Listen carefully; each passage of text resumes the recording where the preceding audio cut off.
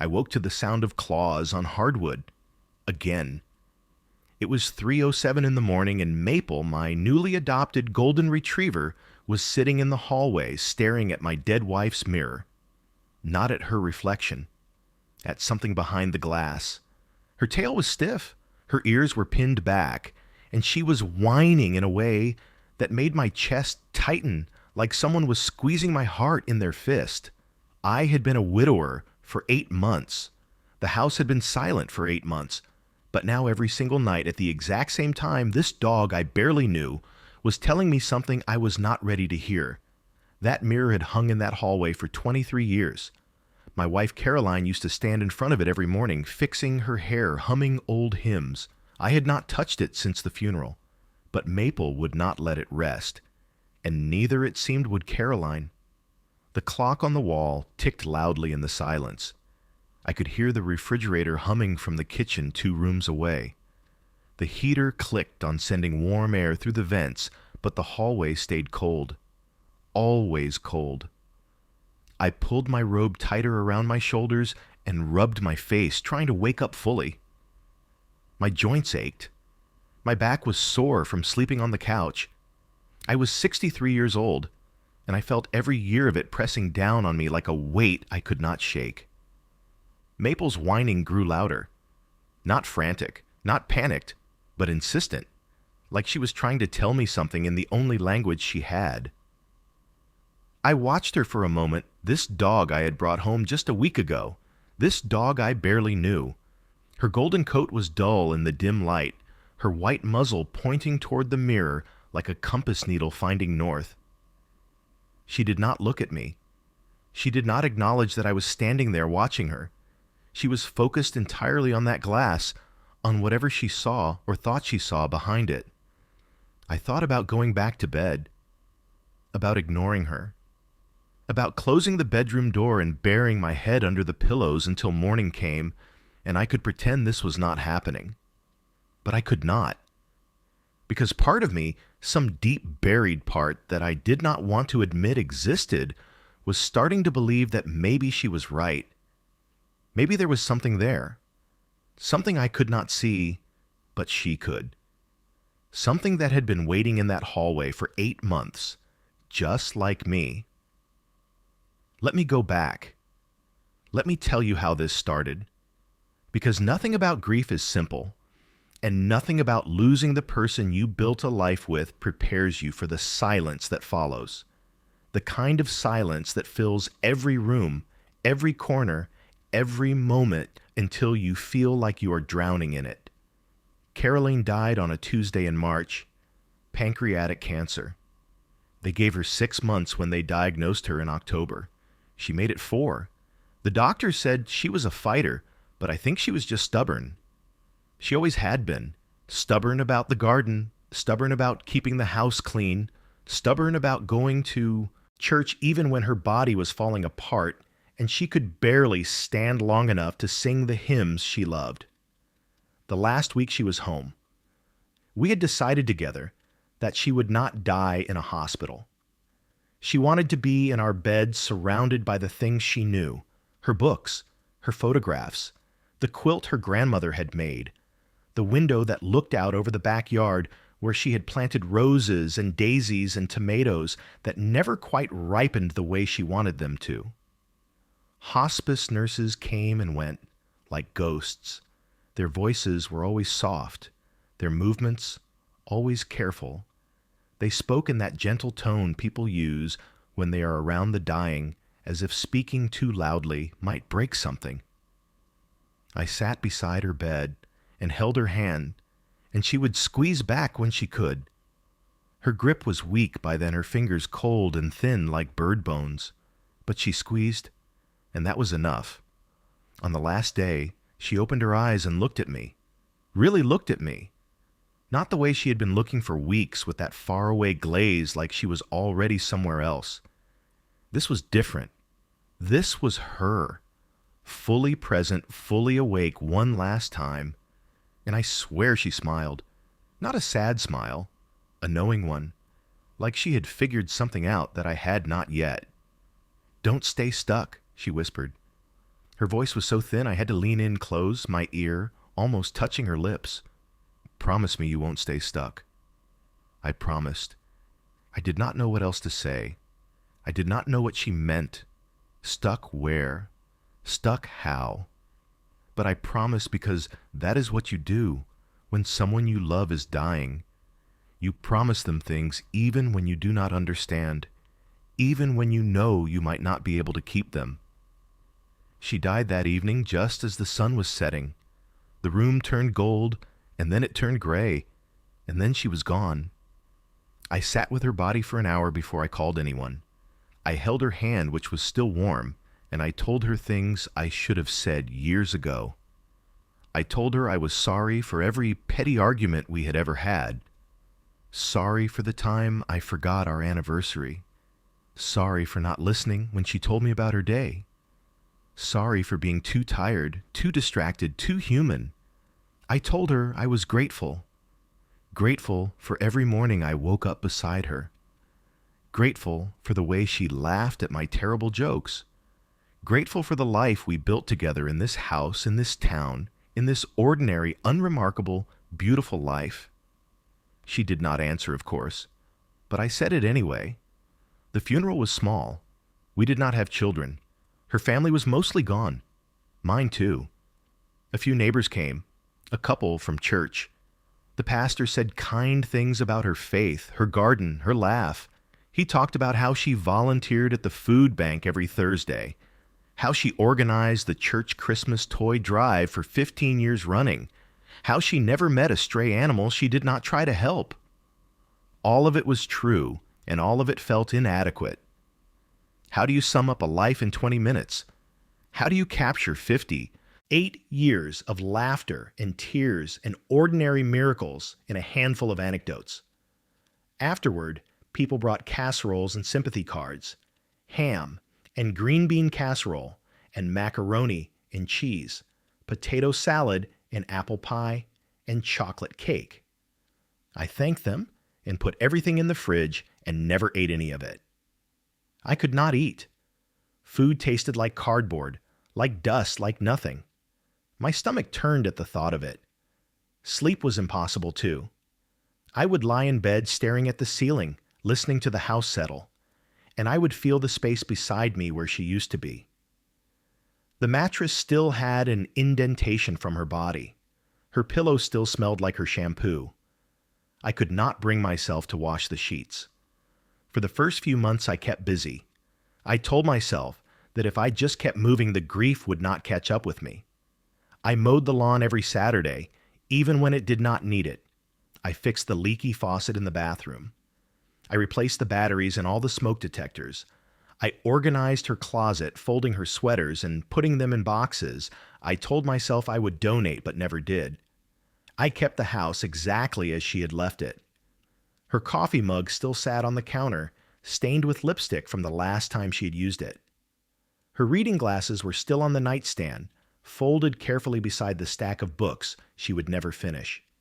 And that mirror, the one in the hallway, the antique one, with the carved wooden frame that her grandmother had given her, I could not even look at it without feeling like I was being watched. The mirror had always been there. Caroline had inherited it when her grandmother passed away, back when we were still newlyweds, barely 25 years old, with no idea what life would throw at us. It was one of the few things she had insisted on keeping when we moved into this house 30 years ago. She said it made her feel connected to her past, to the women in her family who had looked into the same glass decades before her. Every morning, she would stand in front of it while she got ready for the day. She would brush her hair, adjust her blouse, practice her smile, and she would hum. Old hymns mostly. How great thou art! Amazing grace! It is well with my soul. Her voice was soft, a little off-key, but it filled the house with warmth, with life, with something I did not know I would miss so much until it was gone. Now the mirror just hung there silent and empty, reflecting nothing but the dim glow of the hallway light and my own tired face whenever I walked past it. By August, the silence had become unbearable. I would wake up in the middle of the night and listen to the house settle the way old houses do. The creak of the floorboards, the groan of the pipes, the whisper of wind against the windows. And I would feel the weight of being alone pressing down on my chest like a stone, like a hand, like something trying to smother me.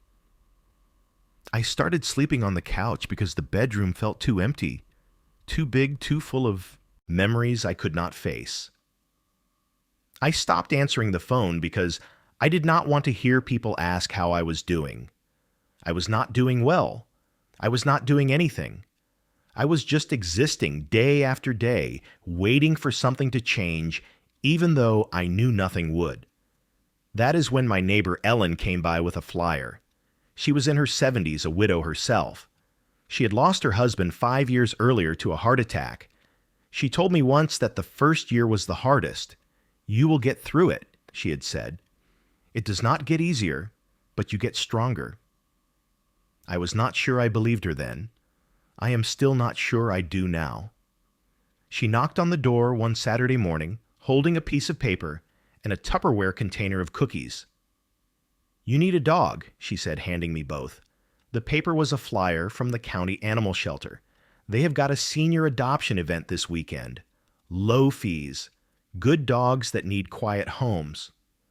"I do not need a dog," I said. "You need something," she replied. "And dogs do not ask questions." I ate the cookies that night, sitting alone on the couch, and I thought about what she had said. Dogs do not ask questions. They do not tell you to move on, or get over it, or try to be strong. They do not look at you with pity in their eyes. They just sit beside you and wait. And maybe that is what I needed. Not someone to fix me, but someone to just be there. Someone who would not expect anything from me except to exist. I went to the shelter that Saturday. I told myself I was just looking, that I was not ready to commit to anything. The place smelled like disinfectant and wet fur, and something else I could not name. The sound of barking echoed off the concrete walls. It was overwhelming at first, all that noise, all that energy, all those desperate eyes watching me from behind chain-link fences.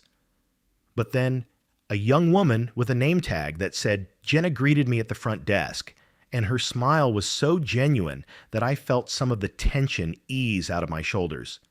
"Are you here for the senior event?" she asked. "I guess so," I said. She smiled wider. "Follow me. We have got some wonderful dogs. All of them have been through a lot, but they have got so much love to give." The senior dogs were in a quieter section, away from the chaos of the younger animals. The kennels were cleaner here, the lighting softer. There were maybe a dozen of them, a graying beagle with droopy eyes that watched me with quiet resignation, a three-legged terrier that yipped once and then lay back down exhausted, a large black lab that barely lifted its head when we walked by its muzzle, almost entirely white. Each one had a story I knew. Each one had lost something. And then at the end of the row, there was Maple. She was lying in her kennel, her head resting on her paws, watching me with calm, amber eyes. Her coat was a dull gold matted in places, and her muzzle was almost entirely white. She did not bark. She did not stand. She just watched her gaze steady and patient, like she had been, waiting for me, like she knew I would come. "That is Maple," Jenna said, stopping in front of the kennel. "She is 11. Came in about a month ago. Owner passed away, and the family could not keep her. She is quiet," I said. "She is. She has been through a lot, I think. The vet says she is healthy, but there is something in her eyes, you know, like she has seen things, been through things, but she is gentle, good with people, just tired, you know." I knelt down in front of the kennel. Maple lifted her head slightly, and her tail gave one slow thump against the floor. Her eyes never left mine. There was something in those eyes. Not sadness exactly, not fear, something else. Recognition, maybe, understanding. Can I meet her? I asked. Jenna opened the gate, and Maple stood slowly. Her joints were stiff, her movements deliberate. She walked over to me each step careful and sniffed my hand. Then she leaned her head against my knee, her weight solid and warm, and let out a long, deep sigh. A sigh that sounded like it carried years of weariness, years of waiting, years of loss. That was it. No jumping, no excitement, no puppy energy. Just a quiet, steady presence that felt like an anchor in a storm I had been drowning in for months. I will take her, I said. Jenna looked surprised but pleased. Really? That is great. Let me get the paperwork. I brought Maple home that afternoon. She rode in the passenger seat of my truck, her head resting on the console, eyes half closed. When we got to the house, she followed me inside and did a slow lap around the living room, sniffing the furniture, the corners, the air itself. She paused at the hallway, tilted her head slightly, and then moved on. She found a spot near the couch and lay down with a deep sigh that seemed to settle into the floorboards. For the first 2 nights, everything was fine. She was quiet. She ate her food without fuss. She went outside when I let her out and came back in when I called. She slept near the couch and I slept on the couch, and the house felt a little less empty. I found myself talking to her just small things. Good girl. You hungry? Come here. And the sound of my own voice was a comfort I had not expected. But on the 3rd night, everything changed. I woke up at 3:07 in the morning to the sound of claws on hardwood. My first thought was that she needed to go outside. I sat up groggy, disoriented, and looked around. The living room was dark except for the faint glow of the streetlight coming through the window. The air was cold. Too cold for August. Maple, I called softly. She was not in the living room. I stood and walked toward the hallway, my bare feet cold against the hardwood. That is when I saw her. She was sitting perfectly still in front of the mirror about 3 feet away from it, her body facing the glass. Her tail was rigid. Her ears were pinned back. And she was whining. A low, continuous sound that made the hair on the back of my neck stand up. Maple, what is wrong? She did not turn to look at me. She did not move at all. Her eyes were locked on the mirror, unblinking, focused on something I could not see. I stepped closer, and that is when I felt it. A cold draft. Not from a window or a door, but from the hallway itself. The air felt thick, heavy, like it was pressing against my skin. I rubbed my arms, trying to warm them, but the cold did not go away. It stayed there, clinging to me like fog. Come on, girl, I said, reaching for her collar. Let us go back to bed. But when I touched her, she growled. Not at me, at the mirror. A low guttural sound that I did not know she was capable of making. Her body went rigid, her hackles rising, and for a moment I was afraid she might lunge at the glass. I pulled my hand back, startled, and then I looked at the mirror. For a moment I thought I saw something. A flicker, a shadow that moved across the glass, even though nothing in the hallway had moved. My heart started pounding. I told myself it was just a trick of the light, just my tired brain playing games, but Maple was still staring, still whining, and the cold air had not gone away. I backed up slowly, not taking my eyes off the mirror, and grabbed Maple's collar, more firmly this time. She resisted at first, her body tense, her paws digging into the floor, but eventually she let me pull her back into the living room. It is okay, I whispered more to myself than to her. It is okay. But it was not okay, because the next night it happened again. 3:07 in the morning. Claws on hardwood. Maple in the hallway staring at the mirror. I tried to tell myself it was just a coincidence. Dogs had habits. Maybe she was hearing something outside, a raccoon or a possum, and the mirror just happened to be in her line of sight. But the way she stared, the way she whined, the way her whole body went rigid, It did not feel like a coincidence. It felt intentional. It felt like she was trying to show me something. The third night I tried to block her. I moved her bed into the bedroom and closed the door. She scratched at it until I opened it. I tried sleeping in the hallway, blocking the mirror with my body. She just sat beside me and stared over my shoulder, her eyes never leaving the glass. By the end of the first week, I was exhausted. I had not slept more than a few hours a night, and every time I closed my eyes, I could hear that whining, that sound that felt like it was burrowing into my skull. I started drinking coffee at midnight just to stay awake. I started avoiding the hallway during the day, walking the long way around through the kitchen, just so I did not have to look at that mirror. On the 8th night, I gave up trying to stop her. Instead, I sat down in front of the mirror with her. It was 3:15 in the morning, and I was too tired to fight it anymore.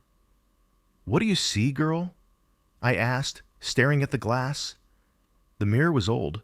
The frame was dark walnut carved with small flowers and vines that had been smoothed down by decades of touch. Caroline's grandmother had brought it over from somewhere in Europe. Poland, I think. Or maybe Hungary. Caroline had loved it. She used to say it made her feel connected to her past, to the women in her family who had looked into the same glass decades before her. She told me once that her grandmother had hidden love letters behind it. Letters to her husband, who had died in the war. Caroline had found them when she was a teenager, tucked into a hollow space in the wall. She said she read them all in one night, sitting on the floor of her grandmother's bedroom crying because the love in those letters was so pure, so deep, so raw that it hurt to read. But now, sitting in front of it, in the middle of the night, with a dog who would not stop staring, it did not feel like a connection. It felt like a door. A door to something I did not understand and was not sure I wanted to. I reached out and touched the glass. It was cold. Colder than it should have been. My reflection stared back at me, pale, shadowed, tired, older than I remembered. My hair was more gray than brown now. My face was lined with wrinkles I did not recognize. And behind me in the reflection, I saw Maple. Her eyes were wide, unblinking, fixed on something I could not see. That is when I noticed it. There was a seam in the wall behind the mirror, a thin line almost invisible running along the edge of the frame. I stood up and looked closer, running my fingers along the walnut. The frame was attached to the wall with screws, but the seam was not part of the frame. It was part of the wall itself. Like someone had cut into the plaster and then painted over it, hoping no one would notice. My hands were shaking as I went to the garage and found a screwdriver. Maple followed me, her nails clicking softly on the floor. When I came back to the hallway, she sat down again, waiting her tail still. I unscrewed the mirror, carefully setting each screw on the floor beside me. The frame was heavier than I expected, and when I finally lifted it away from the wall, I nearly dropped it. I leaned it against the opposite wall, and then I turned to look at what had been hidden behind it. There was a panel, a wooden panel painted over to match the wall with a small latch at the bottom. My heart was pounding so hard I could hear it in my ears. I could feel my pulse in my throat and my fingertips. Maple stepped forward and pawed at the panel once. Then she looked up at me, her eyes steady and calm, like she was saying, "This is it. This is what I have been trying to show you." "Okay," I whispered. "Okay." I reached down and flipped the latch. The panel swung open with a soft creak, revealing a shallow space carved into the wall. It was about a foot deep and 2 feet wide, and inside, sitting in the dust and darkness, was a wooden box. I pulled it out carefully. It was small, maybe the size of a shoebox, with a simple metal clasp on the front. Dust covered the lid, and when I wiped it away, I saw initials carved into the wood. C.E. Caroline Ellis, her maiden name. My hands were trembling as I opened it. Inside were letters, maybe 20 of them, all in envelopes, all addressed to me in Caroline's handwriting. They were dated, the ink slightly faded on some of them. The first one was from 2 years ago. The last one was from the week before she died. I sat down right there on the hallway floor, the box in my lap, and stared at the envelopes. My vision was blurring. My chest was tight, and I could not breathe. Caroline had written to me.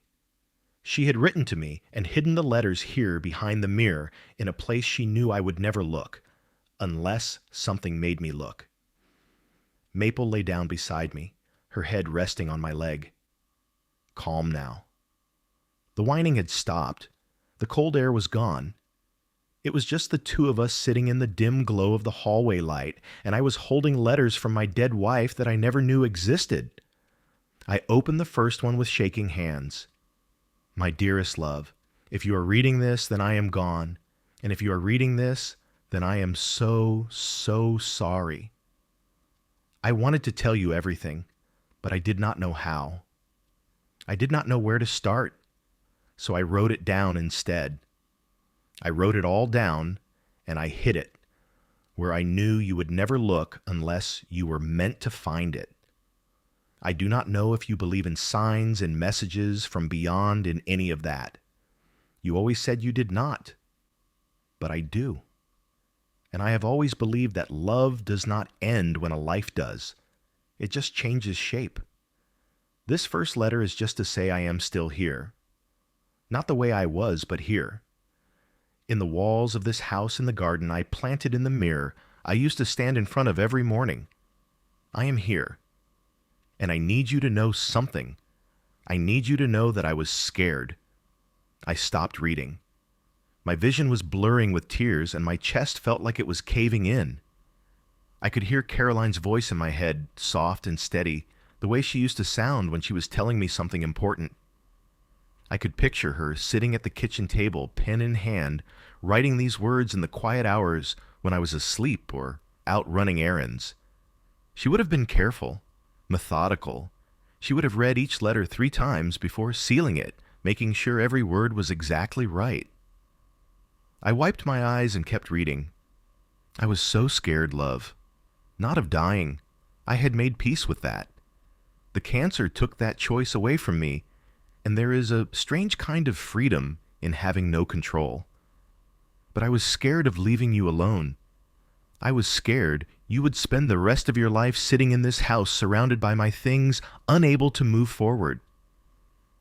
I was scared you would forget how to laugh, how to live, how to feel anything but grief. So I am writing these letters to help you. Not to make you sad, but to help you remember who you are, who we were, and who you still can be. The next letter will explain more. But for now, just know this. I loved you with everything I had, and I still do. Forever yours, Caroline. I sat there for a long time holding the letter, feeling the weight of her words settle over me like a blanket. Maple was warm against my leg, her breathing slow and even. And for the first time in 8 months, I did not feel completely alone. I did not read the second letter that night. I could not. I put it back in the box, closed the lid, and sat there in the hallway until the sun started to rise, casting pale light through the windows. Maple stayed with me the whole time, her presence steady her warmth, a comfort I had not known I needed. Over the next few weeks, I read the rest of the letters. I did not read them all at once. I could not. Each one was too much, too raw, too full of her. I read one every few days, usually late at night, sitting in the same spot on the hallway floor where I had first opened the box. And each time Maple was there beside me, watching, waiting, her calm presence anchoring me when I felt like I might drift away entirely. The second letter talked about her diagnosis. She wrote about the day the doctor had told her the cancer was terminal. How she had sat in the parking lot of the hospital for an hour before driving home trying to figure out how to tell me. She described the weight of knowing that our time together had an expiration date, and how every moment after that felt both precious and painful. She wrote about the things she wished she had said, the trips she wished we had taken, the time we had wasted arguing about things that did not matter, whether to get a new car or fix the old one, whether to repaint the house or leave it the way it was, whether to spend Christmas with her family or mine. Stupid things, small things, things that felt so important at the time but meant nothing in the end. I do not want you to have regrets, she wrote. I do not want you to look back and think about all the things we did not do, because we did so much. We built a life together. We loved each other well, and that is enough. That has to be enough. The third letter was about her grandmother, the one who had given her the mirror. Carolyn wrote that her grandmother had told her once that mirrors were not just for looking at yourself, they were for looking beyond yourself, that they could hold memories moments love. She said her grandmother had hidden letters of her own behind that mirror, letters to her husband who had died young in the war, and that Caroline had found them when she was a teenager, tucked into a secret compartment she had discovered by accident one afternoon when she was helping her grandmother clean the house. I wanted to do the same, she wrote. I wanted to leave pieces of myself here hidden, but not gone, so that one day, when you were ready, you could find me again. Not as I was in those last terrible weeks, weak and sick and fading, but as I really was. As we really were. Full of love and hope in life. I did not know how to make you look. I did not know if you ever would. But I had faith. Faith that somehow, some way you would be led here. Maybe by a memory. Maybe by a feeling. Maybe by something I could not even imagine. And if you are reading this, then my faith was not misplaced. The fourth letter was about Maple. I almost dropped it when I read the first line. I know about the dog. My hands were shaking. I read on. I know you will adopt a dog after I am gone. You will not want to, but you will. Because you will be lonely, and you will need something to take care of. Something to keep you from disappearing into yourself. And when you do, I want you to know that it is okay. It is more than okay. It is exactly what you should do. And I hope that the dog will help you find these letters. Animals see things we do not. They feel things we cannot. I do not know how or why, but I believe it. So if your dog is acting strange, if she is leading you somewhere you do not understand, follow her. Trust her. She is trying to help you, just like I am. I looked down at Maple. She was lying beside me, her eyes half closed, peaceful. And I realized suddenly that Caroline had planned this. All of it. She had hidden the letters knowing that one day I would find them, and she had trusted that when I did, I would not be alone. That somehow, some way, something would lead me here. And Maple had. The fifth letter was harder to read. It was about the things she regretted, the trips we never took because we were too busy or too worried about money. The fights we had had over stupid things, whose turn it was to do the dishes, whether we should paint the living room blue or green, whether to spend Thanksgiving with my family or hers. The times she had been too tired or too sick to say what she really meant, and the moments she had let slip away without holding on to them. I wish I had told you more often how much I loved you, she wrote. I wish I had said it every single day, every single hour, until you were sick of hearing it. I wish I had held your hand more, kissed you longer, laughed louder. I wish I had been braver. But the only real regret I have is not having more time, because every moment with you was a gift. Even the hard ones, even the sad ones, you made my life worth living. The sixth letter was about me, about the man she had fallen in love with, the man she had married, the man she had built a life with.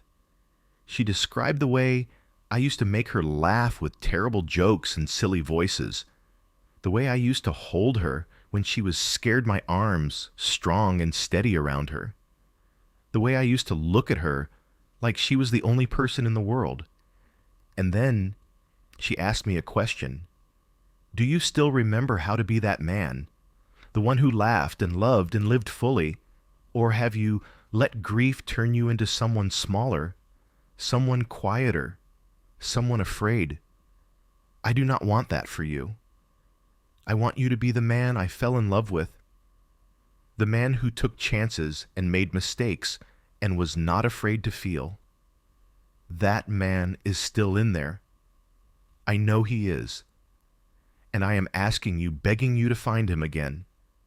I did not know the answer. I did not know if I could be that man anymore. But I wanted to try. The 7th letter talked about our wedding day. She wrote about how nervous she had been, how her hands had shaken when she walked down the aisle, how she had almost tripped over her dress, how when she looked at me standing there at the altar, she had thought, this is it. This is the rest of my life, and I am so ready. She wrote about the reception, how we had danced until midnight, how her father had cried during his toast, how we had driven away in my old truck with tin cans tied to the bumper and just married written on the back window in shaving cream. She wrote about our honeymoon, a long weekend at a cabin by a lake, how it had rained the whole time, how we had spent 3 days in bed reading books and playing cards and making love and eating sandwiches we bought from a gas station on the way there. She said those 3 days were some of the happiest of her life.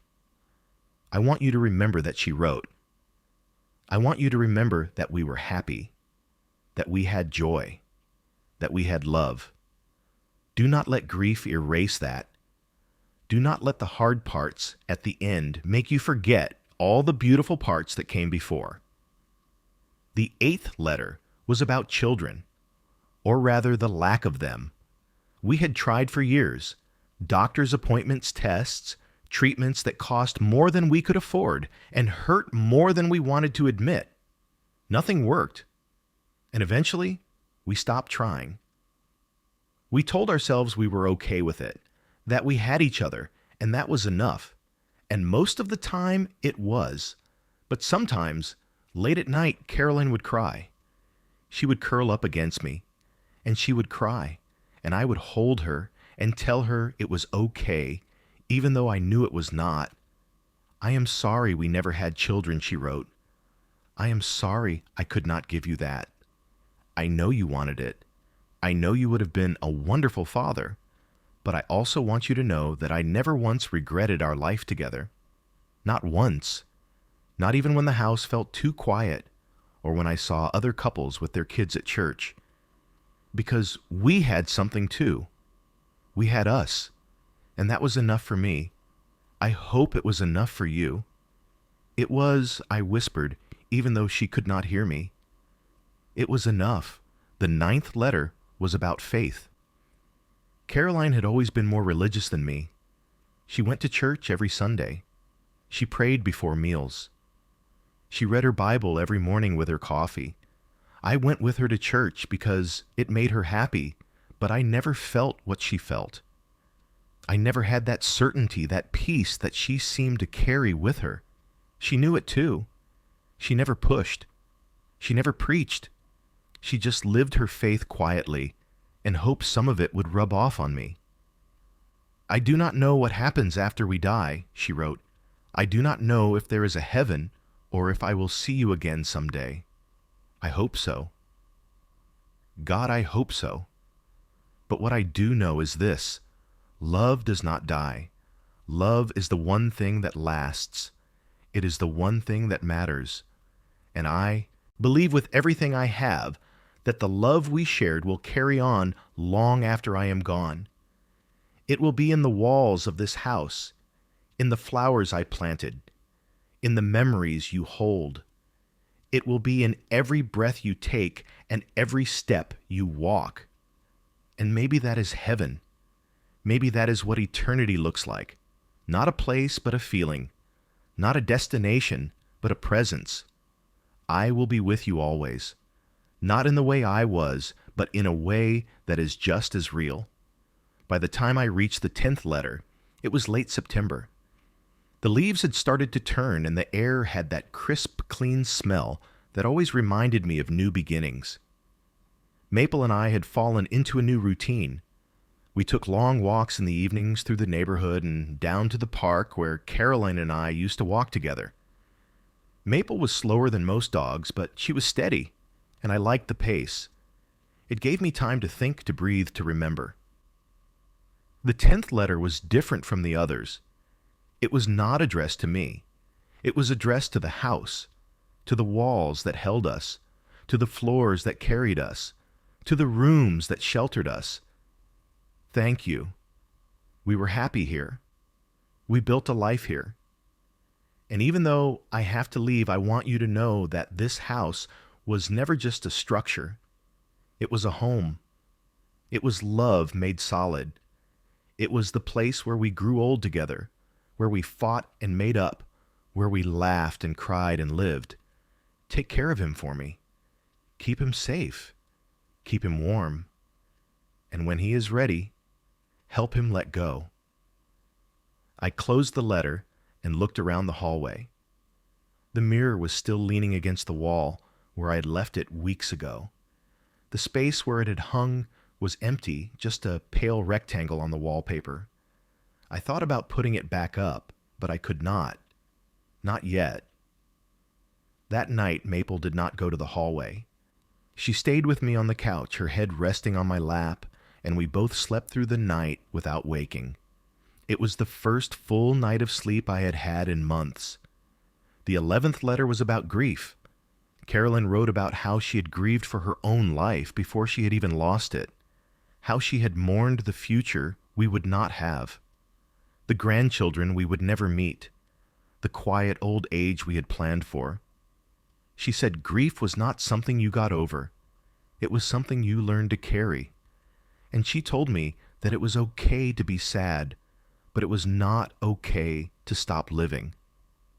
You have to keep going, she wrote. Not because you owe it to me, but because you owe it to yourself. You deserve joy. You deserve peace. You deserve to wake up in the morning and feel something other than loss. And I promise you, if you let yourself, you will. The 12th letter was practical. She listed things she wanted me to do. Donate her clothes to the women's shelter downtown. Repaint the bedroom a color I actually liked, not just the one she had chosen. Fix the loose step on the back porch before someone tripped and broke their neck. Plant flowers in the garden, the kind that bloom in the spring, so I would have something to look forward to when the winter ended. She even suggested I take a trip somewhere we had always talked about going but never had. Ireland, maybe, or the coast of Maine. Do something I never got to do, she wrote. And when you do it, tell me about it. Out loud if you want. I will be listening. I promise. By November, I had read 15 of the letters. Each one was a small piece of her, a fragment of her voice that I had been missing. And slowly, carefully, I started to follow her instructions. I donated most of her clothes, keeping only a few things. A sweater she used to wear on cold mornings, a scarf that still smelled faintly like her perfume, a pair of gardening gloves that still had dirt under the fingernails. I repainted the bedroom a soft blue, the color she had always said made her feel calm. I fixed the step on the back porch, replacing the rotten wood with something solid. And I planted flowers, tulips and daffodils, bulbs that would sleep through the winter and wake up in the spring. I did not know if I was doing it right. I had never been much of a gardener, but I did it anyway, with Maple lying in the grass beside me watching with her calm, patient eyes. The 16th letter was about forgiveness. She wrote about forgiving herself for being sick, for leaving me, for not being strong enough to fight longer.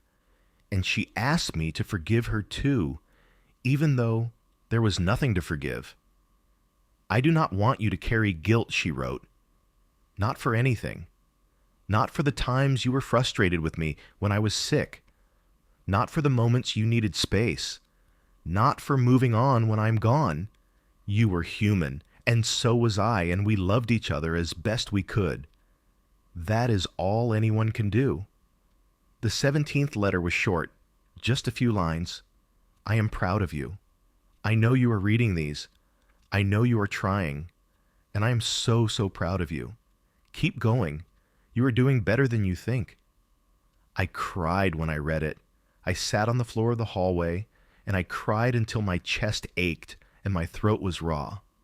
Maple pressed against me, her warmth steady, and I held on to her like she was the only thing keeping me from falling apart. The 18th letter was about the future. She wrote about the life I might have after her, the possibility of meeting someone new, the fear she had that I would feel guilty for being happy again. She told me she did not want that. She told me she wanted me to love again if I could, to open my heart again if someone came along who deserved it. You are not betraying me by living, she wrote. You are honoring me. Because I loved you, and I want you to be loved. I want you to be happy. I want you to be whole. And if that means finding someone else to share your life with, then I am happy for you. Truly. Because love is not finite. It does not run out. It multiplies. I was not sure I believed her. Not yet. But I wanted to. I wanted to believe that it was possible to love again without erasing what we had. That it was possible to move forward without leaving her behind. The 19th letter was a list of memories. Small, ordinary moments that she had treasured. The time we got lost driving to the coast and ended up having a picnic on the side of the road, eating gas station sandwiches and watching the sunset. The morning I brought her coffee in bed and spilled it on the sheets, and we laughed until we could not breathe. The night we stayed up late, watching old movies, and fell asleep on the couch, wrapped around each other, the TV still flickering in the dark. These are the things I will carry with me, she wrote. Not the big moments, not the milestones, but the quiet, simple, beautiful days we spent together. That is what love is. That is what I will remember. And then there was the 20th letter. The last one. I held it in my hands for a long time before I opened it. It was thicker than the others, the envelope heavier, and I could feel my heart pounding as I broke the seal. Inside was a letter and a photograph. The photograph was of the two of us taken on our wedding day 31 years ago. We were standing in front of the church, smiling, my arm around her waist, her hand on my chest. We looked so young, so hopeful, so unaware of everything that would come. The joys and the sorrows, the laughter and the tears, the quiet moments and the hard ones. I set the photograph aside and unfolded the letter. My love. If you are reading this, then you have made it through. You have read all the letters. You have carried the weight of my words, my memories, my love. And now it is time for me to let you go. I do not mean that cruelly. I mean it with all the love I have left. Because holding on to grief to the past to me will not bring me back. It will only keep you from living the life you still have. So I'm asking you to do something for me. Something hard. I want you to take down the panel, the one behind the mirror. I want you to seal it up, paint over it, make it disappear. And then I want you to hang the mirror back on the wall, not as a shrine, not as a reminder of what you lost, but as a window, a place where you can look at yourself and see the man you still are, the man you can still be. I will not write to you again. This is the last letter. But I will still be here in the walls, in the garden, in the quiet moments when you least expect it. I will be in the warmth of the sun on your face, in the sound of the wind through the trees, in the soft weight of a dog's head on your lap. Live, my love. Live fully. Live bravely. Live without me, but not without joy. I will be watching, and I will be so, so proud. Forever yours, Caroline. P.S. Thank you for the dog. I knew you would find the right one. I sat there on the floor, the letter in my hands, and I felt something break open inside me. Not in a painful way, but in a releasing way. Like a dam finally giving way, letting the water flow free. I cried. I cried for her, for me, for the life we had had, and the life I would have without her.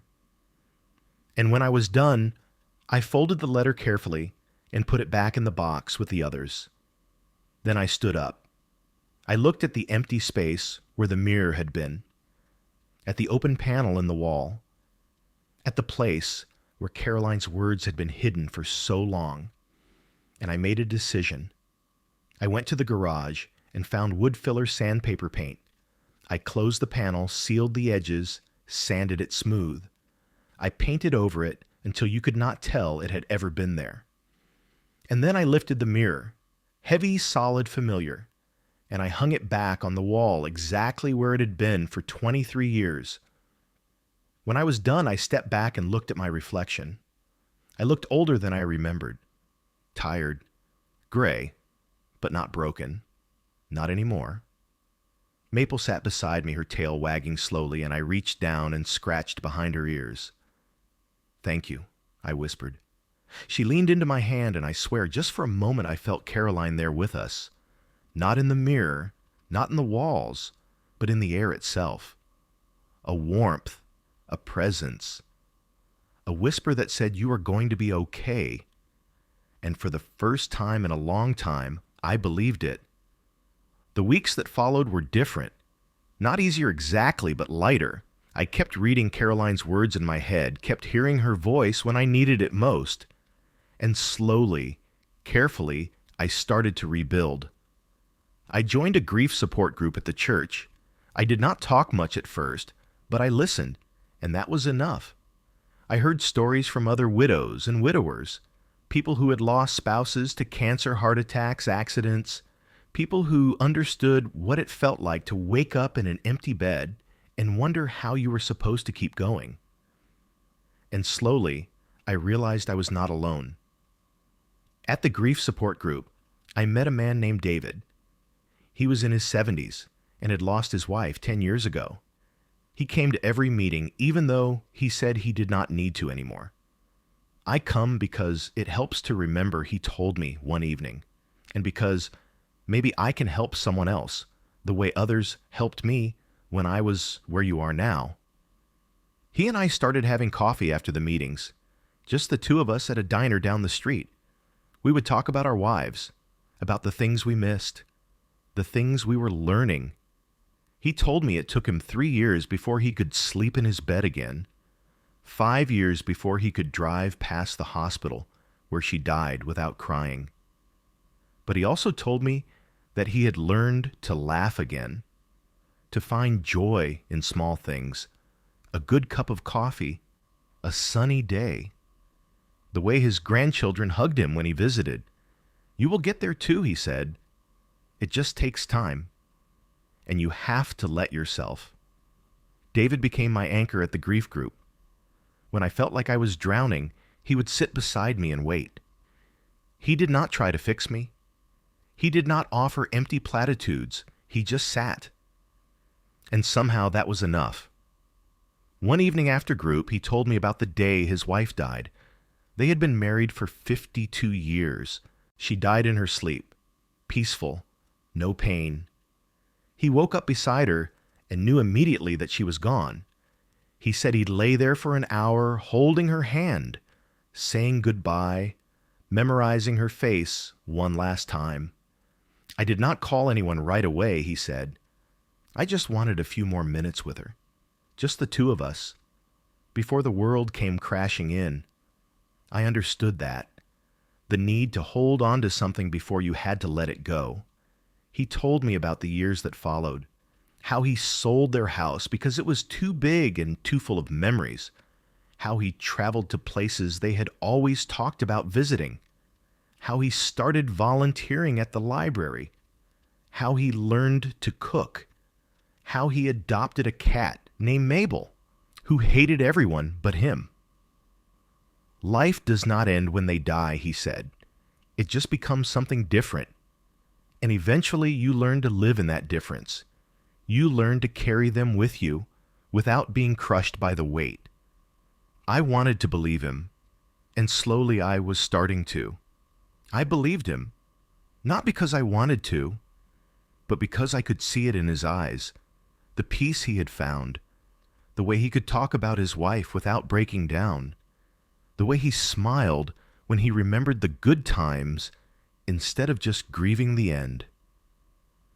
That grief was something we all carried, but we did not have to carry it by ourselves. The first night I went to the group, I almost turned around and left. I sat in my truck in the parking lot for 10 minutes, staring at the church doors. Maple was in the passenger seat beside me, her head resting on the console. She looked at me with those calm, patient eyes, and I thought about what Carolyn had written. You have to keep going, not because you owe it to me, but because you owe it to yourself. I took a deep breath and got out of the truck. Inside the church basement was a circle of folding chairs. There were maybe 8 people already there. An older woman with white hair and kind eyes. A man about my age with a wedding ring he kept twisting around his finger. A younger woman holding a tissue. They all looked up when I walked in, and the woman with white hair smiled. "Come in," she said. "Sit anywhere. We are just getting started." I sat down in an empty chair near the back. My hands were shaking, so I folded them in my lap. The woman introduced herself as Margaret. She had been running the group for 3 years. Her husband had died of a stroke.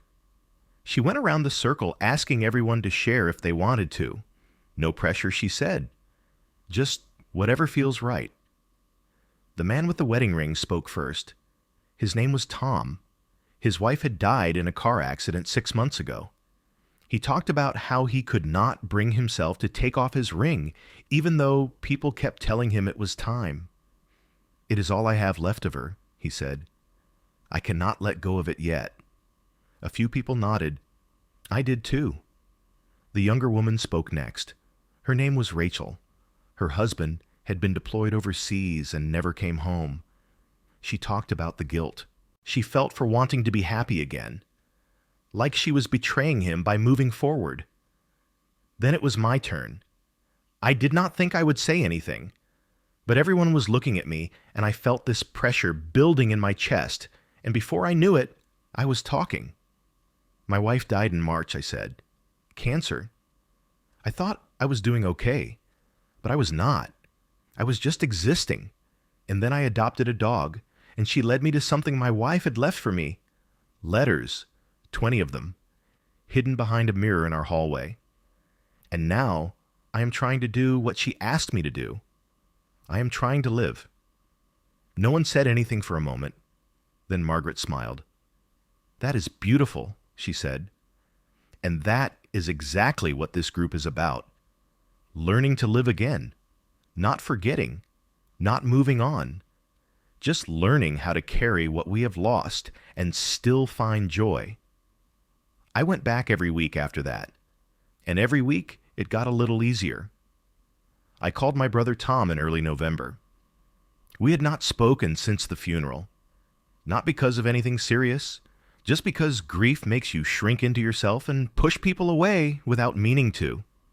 He answered on the 3rd ring. "Hello." "Tom, it is me." There was a pause. Then I heard him let out a breath. "I have been meaning to call you," he said. "I just did not know what to say." "I know," I said. "Me neither. But I am calling now."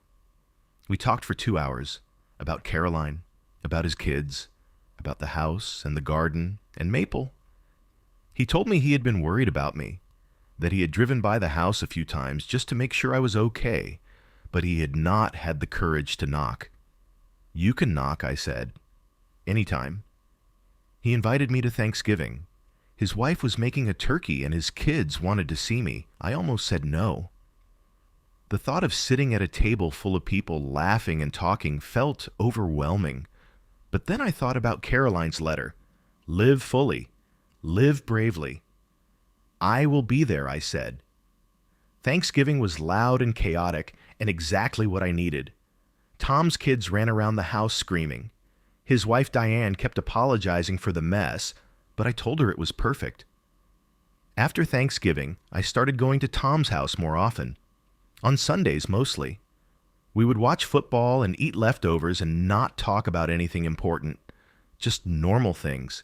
The weather, the game, his kids, and their homework. It felt good to be around family again. To remember that I was not just a man defined by loss. I was a brother, an uncle, a friend, a person who still had a life to live. Michael, Tom's youngest son, asked me one Sunday if I would teach him how to play chess. Caroline had taught me years ago. We used to play on rainy afternoons. She always won. But I loved watching her think. The way she would bite her lip when she was deciding on a move. The way she would smile when she saw an opening I had missed. I taught Michael the basics, how the pieces moved, how to protect your king, how to think 3 moves ahead. He was a quick learner, focused, patient, and after a few weeks, he beat me for the first time. He jumped up from the table cheering. Maple barked once, surprised by the noise, and I laughed, really laughed, the kind of laugh that comes from your belly and shakes your whole body. Tom looked at me from across the room and smiled. It was a look that said, I see you. I see you coming back to life. And I am glad.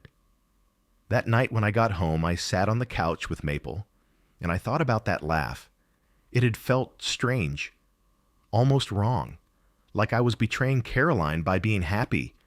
But then I remembered what she had written, live fully, live bravely, and I realized that laughing was not a betrayal. It was a tribute. It was proof that her love had not died with her. It was still alive in me, and it always would be. To remember that I was not just a widower. I was a brother, an uncle, a person who existed outside of grief. Tom's youngest son, Michael, took a liking to Maple. He was 8 years old and shy around most adults, but with Maple, he opened up. He would sit on the floor with her and read to her from his school books. She would rest her head on his lap and listen, and he would smile in a way I had not seen before. Your dog is Magic Uncle, he told me one day. I know, I said. She really is.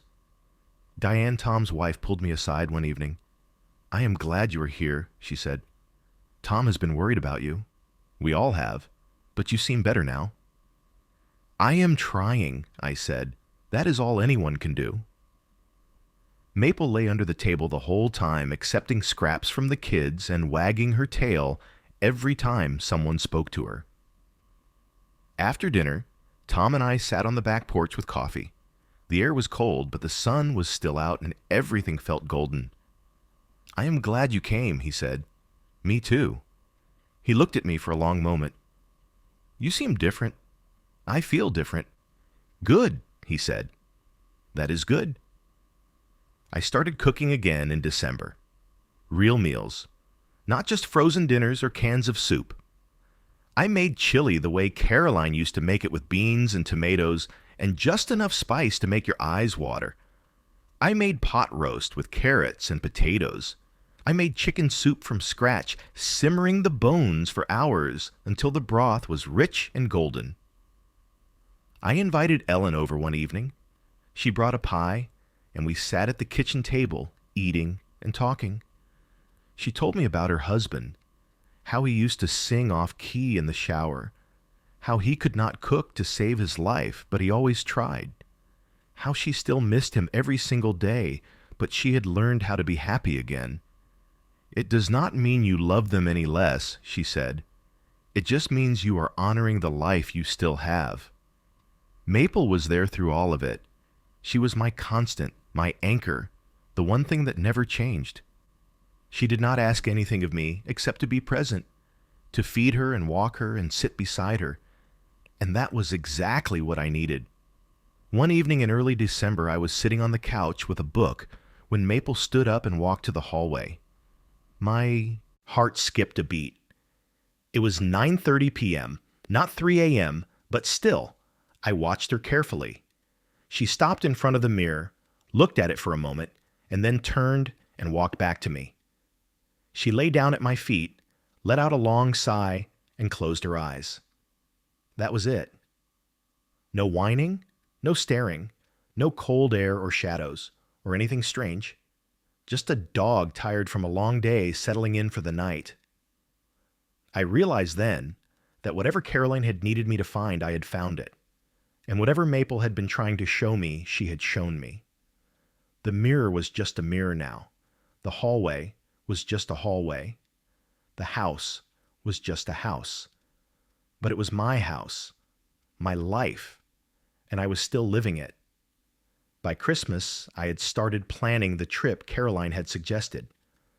Ireland. I booked a flight for the spring, found a small inn near the coast, printed out maps and guides. I did not know if I would feel her there. Did not know if it would bring me peace or pain. But I knew I had to go. For her.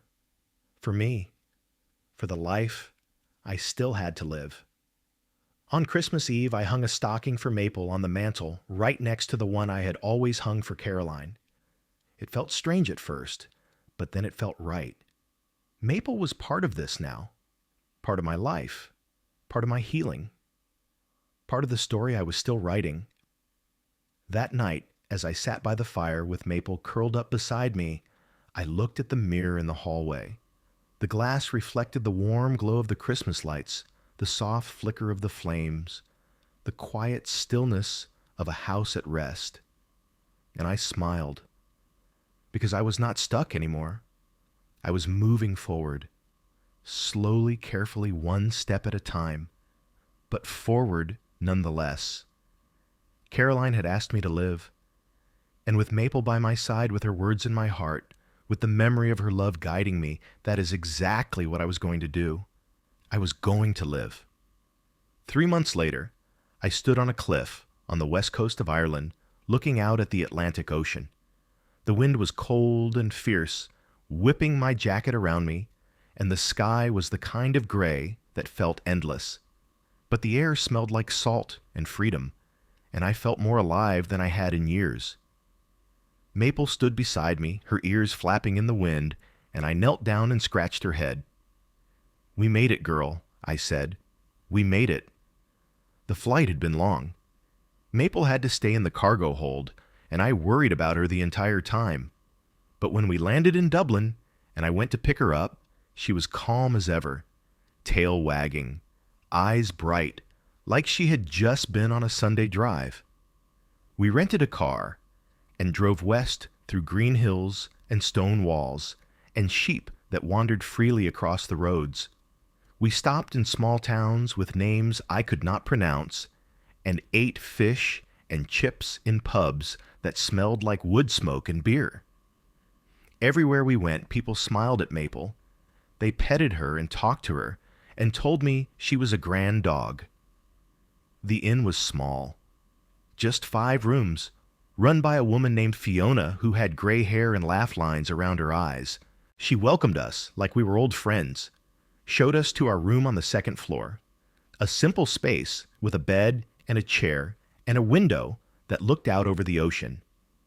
Maple curled up on the rug by the bed and fell asleep almost immediately. I sat in the chair and watched the waves crash against the rocks below. I thought about Caroline, about how she would have loved this place, the wildness of it, the beauty, the way the light changed every few minutes as clouds moved across the sky. That night in the small inn where we were staying, I sat by the window and wrote Caroline a letter. Not on paper. I just spoke it out loud into the quiet room, trusting that somehow, somewhere she could hear me. I told her about the cliffs and the ocean and the sheep that wandered the hillsides. I told her about the people I had met.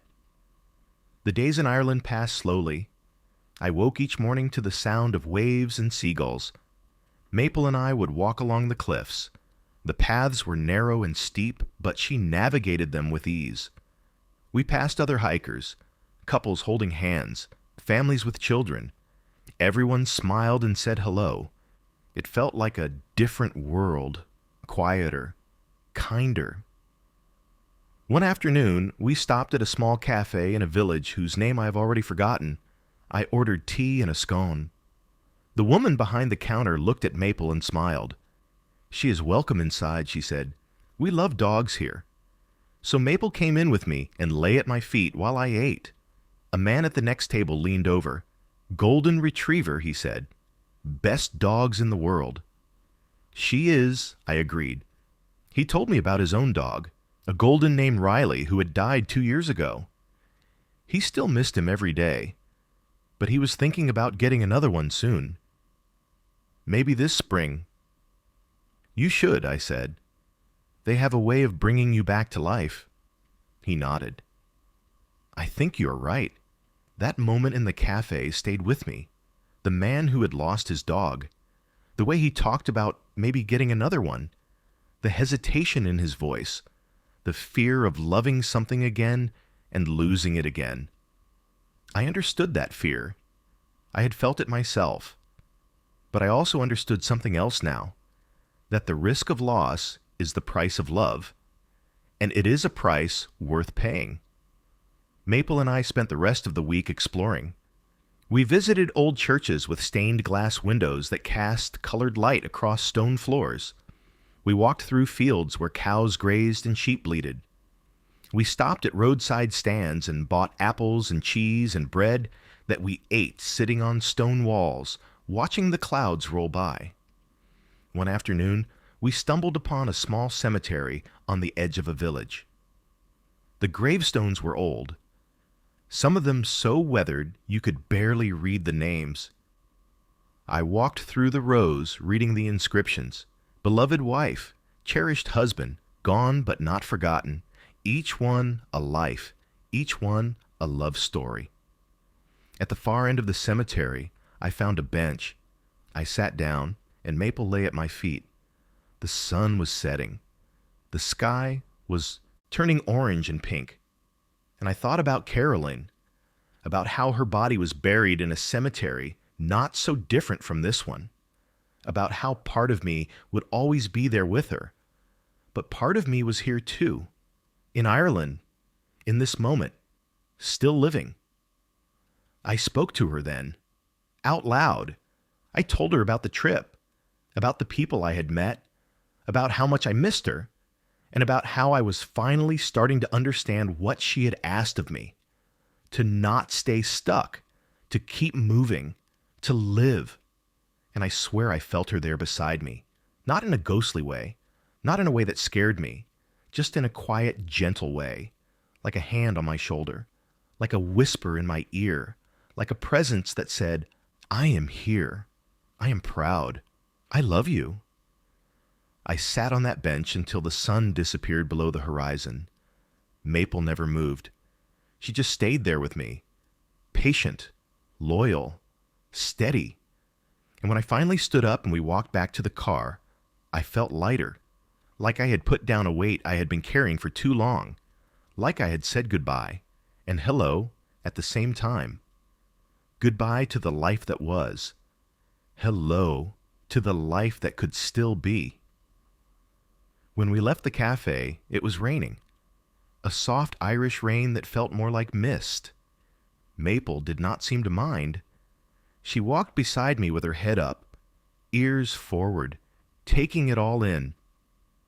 That night back at the inn, Fiona made us dinner. Stew and brown bread. We sat at a long wooden table with the other guests and ate and talked. One couple was from Germany, another from Canada. Everyone had a story. Everyone had a reason for being there. When it was my turn, I told them about Caroline, about the letters, about Maple. And when I was done, Fiona reached across the table and squeezed my hand. "Your wife knew what she was doing," she said. "She knew you would find your way." "I think she did," I said. The stories I had heard, the laughter I had shared. I told her about Fiona, who ran the inn, and how she reminded me of Ellen, kind and wise and unafraid of silence. I told her about the pub we went to, where a man played the fiddle, and everyone sang along, even though I did not know the words. I told her that I was okay. Not perfect, not healed, but okay, and I thanked her for the letters, for the love, for giving me a reason to keep going. When I was done, I looked at Maple, who was curled up on the bed, already asleep. "Thank you too," I whispered. And in the quiet of that room, with the wind howling outside and the warmth of the fire in the hearth, I felt it again.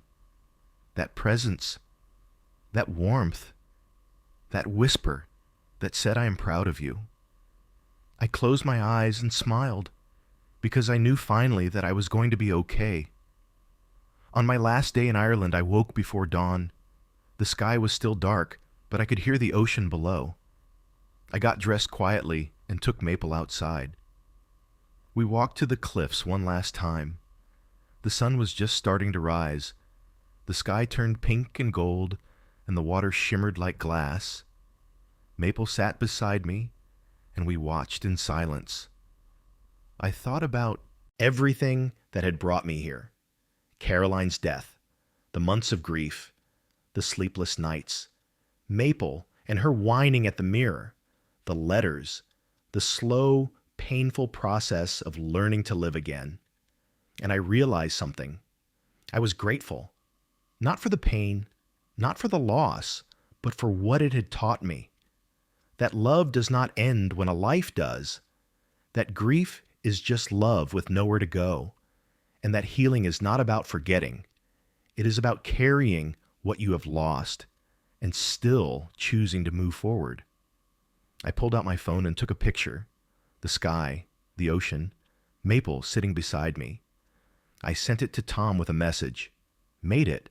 She would have loved this." He replied almost immediately. "She is proud of you." We all are. The flight home from Ireland felt different than the flight there. I was not running away from grief. I was not searching for closure. I was just a man who had taken a trip, who had seen beautiful things, who had learned something about himself. Maple slept the whole flight. When we landed and I picked her up from cargo, she greeted me with her usual calm enthusiasm, tail wagging, eyes bright, like she knew we were home. The house felt different when we walked in. Smaller maybe, but also warmer. I set down my bags and looked around. The mirror in the hallway reflected the late afternoon light. The couch where I had spent so many sleepless nights looked inviting now. The kitchen where I had stood staring at Caroline's coffee mug for months was just a kitchen again. I unpacked slowly, put my clothes in the laundry, set the souvenirs I had bought on the counter, a small stone from the cliffs, a postcard with a picture of the ocean, a book of Irish poetry I had found in a shop in Galway. That night I made dinner. Nothing fancy, just pasta and salad. And I ate at the table instead of on the couch. I lit a candle, poured a glass of wine, and I ate slowly. Tasting each bite, savoring it, Maple lay at my feet, content, and I felt it again. That sense of peace, that feeling that I was going to be okay. After dinner, I called Tom, told him I was home. He asked about the trip, and I told him everything. The cliffs, the rain, the people, the way it felt to stand on the edge of the world and not be afraid. "I am proud of you," he said. "Caroline would be too." "I know," I said, and I meant it. Before bed, I went into the hallway and stood in front of the mirror. I looked at my reflection, gray hair, tired eyes, lines on my face that had not been there a year ago. But I also saw something else. Strength, resilience, a man who had been broken and was putting himself back together piece by piece. I touched the glass. It was warm now. No cold draft, no shadows, just a mirror. "Good night, Caroline," I whispered. And I swear I heard her voice in my head. Not an hallucination, just a memory, a feeling. "Good night, my love. Sleep well." I went to bed that night and slept for 10 hours straight. No nightmares, no waking up at 3:07, just sleep, deep and dreamless and peaceful. When I woke the next morning, the sun was streaming through the windows. Maple was curled up on the rug beside the bed, and I felt something I had not felt in a long time: hope. I looked at Maple. She was staring out at the water, calm, peaceful, content. "Thank you, girl," I said, "for everything." She wagged her tail once and leaned into my leg. The weeks after Ireland passed in a gentle rhythm. I woke each morning without dread, made coffee, fed Maple, took her for walks. The grief was still there. It would always be there. But it had changed. It was no longer a weight that crushed me. It was a companion, a reminder, a testament to the love I had known. I started going to the park more often, not the one where Caroline and I used to walk, but a different one, smaller, quieter. There was a pond there with ducks, and a wooden bridge and benches where old men sat feeding breadcrumbs to the birds. I would sit on one of those benches with Maple beside me, and I would watch the world go by. Mothers pushing strollers, teenagers on bikes, couples holding hands, and I did not feel envious. I did not feel bitter. I just felt present, like I was part of the world again instead of just observing it from the outside. One afternoon, a woman sat down on the bench beside me. She was maybe 60. Silver hair, kind eyes. She had a small white dog on a leash. The dog sniffed Maple. Maple sniffed back, and they both lay down content. "Beautiful day," the woman said. "It is," I agreed. We sat in silence for a while. Then she spoke again. "I lost my husband 3 years ago." I looked at her. "I am sorry," she smiled. "Thank you. It gets easier, they say. And I suppose it does. But easier does not mean easy." "No," I said. "It does not." We sat together until the sun began to set. When she stood to leave, she looked at me and said, "I come here every Saturday. If you ever want company." "I would like that," I said, and I meant it. That night I sat at the kitchen table with a notebook. I had been thinking about writing. Not letters, not a diary, just memories. Things I wanted to remember. Things I did not want to lose. I wrote about the day I met Caroline, about our first date, about the way she laughed when I told bad jokes, about the garden she planted, about the hymns she hummed, about the way she held my hand during the last week of her life. I wrote about Maple, about the way she led me to the letters, about her patience, her loyalty, her quiet presence that had saved me in ways I was only beginning to understand. I wrote about grief, about how it had broken me, about how I had learned to carry it, about how love does not end when a life does. And I wrote about hope, about how it had found me again, about how I was learning to live. Not in spite of the loss, but because of it. Because Caroline had loved me enough to leave me a map, a way forward, a reason to keep going. When I finished writing, I closed the notebook and looked at Maple. She was asleep on the floor, her chest rising and falling slowly, peacefully. "Thank you," I whispered, "for everything." She did not wake, but her tail twitched once, like she had heard me, like she understood. And I thought about Caroline's last letter. "Live, my love, live fully, live bravely." And I thought about how I was finally doing that. Not perfectly, not without stumbles, but I was trying, and trying was enough, and I knew I was going to be okay.